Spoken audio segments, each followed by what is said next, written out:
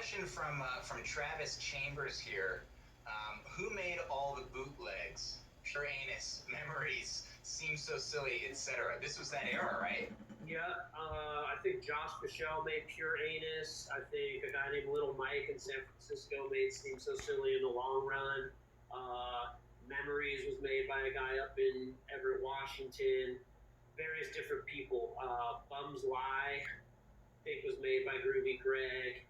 Maybe Groovy Greg and Miguel together. Yeah. And are these all people who were sort of part of the Grateful Dead taper community or was there was there a network of tapers who were all buddies with each other doing this stuff, or did they all? It wasn't that centralized or anything like that. I always saw it like that because I always was thinking Sublime was like a cross between the Beach Boys, the Beastie Boys, and the Grateful Dead, and they, I guess the dedication of their fans, what they knew, but that was, it wasn't a centralized taper network, but they definitely were, in various regions and stuff, people were recording them and tapes would get out there amongst the small community, I would say. Mm-hmm. So there's a question from Travis Chambers, and I don't actually fully understand the context of it, but I think you guys will. How did Dubcat come to be? Oh, man. I saw another question on there that I'll tie into that with how did Bonga Day come about, which was a mini festival we did over here in LA in, what year was that, Matt? 2004, 2005, August.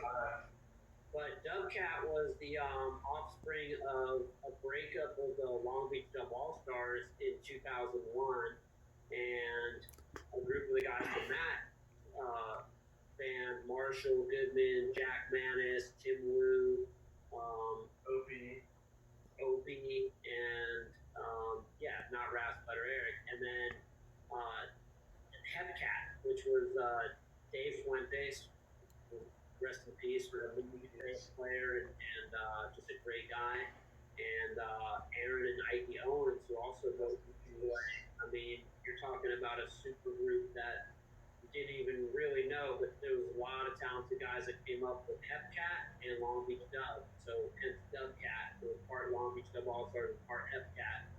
And Half Pint was a part of that for a bit. He entered the scene of Bonga Day, the festival at John Hanson Ford Theater in 2005, which someone asked about the DVD.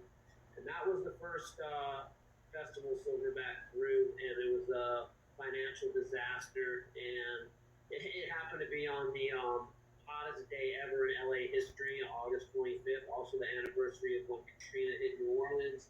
And the same day that the Hollywood Bowl had their big reggae show across the street. So talk about some guinea pig lessons, but no one really showed up until later in the night when Stoopid and Barrington played.